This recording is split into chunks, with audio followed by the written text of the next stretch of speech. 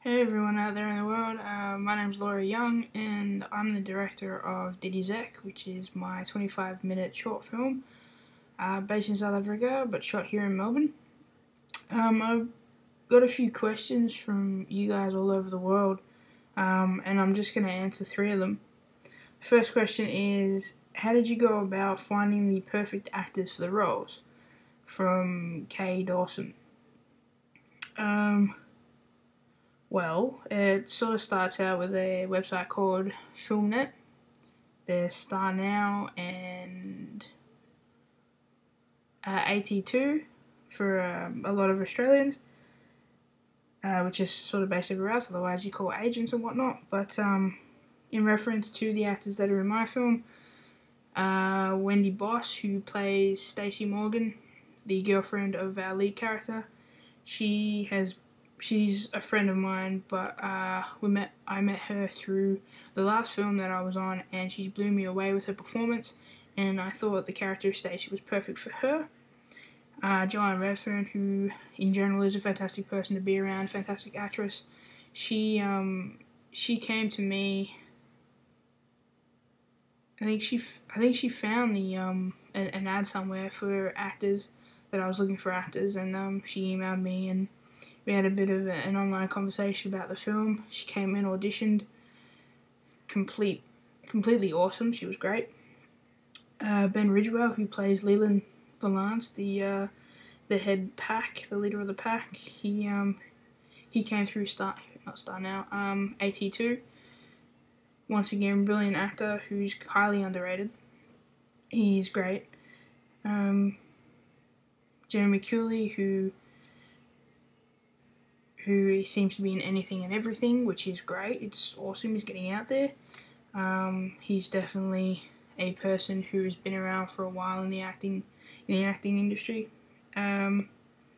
He actually came to me. I posted a little thing on Star Now, and he called me up, talked about the film and whatnot, did a bit of a background check on the people working on the film, which is pretty cool that he went that far.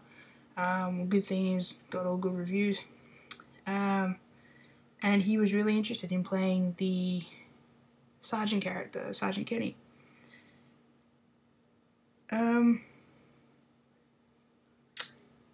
Right, second question. I hope that answered your question, Mr. K. Dawson. Next question is from a P. Delaney in the US. He wanted to know, or she wanted to know, how much research went into getting the facts right for the film.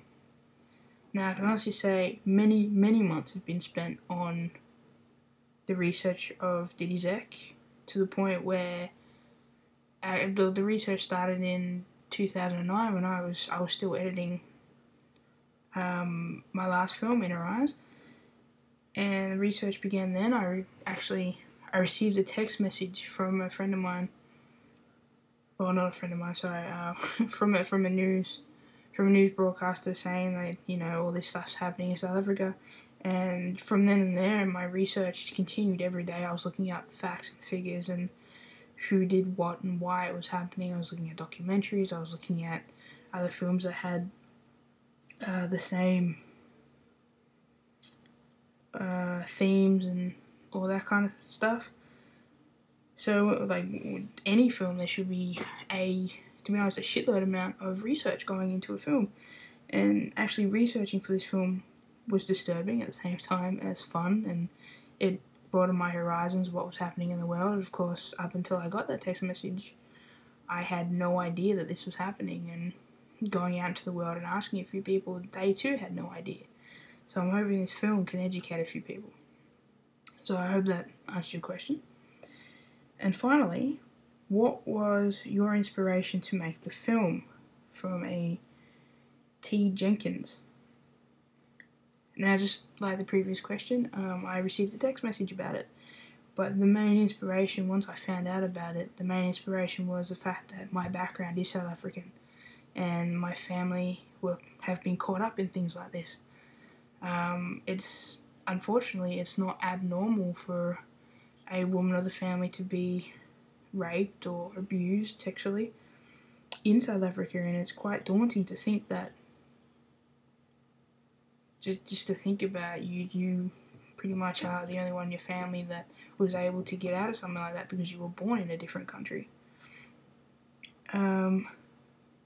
Inspiration was to kind of continuing inspiration is to educate people and to sort of maybe try and stop this from happening, give the power to people to help me out and to stop this kind of stuff.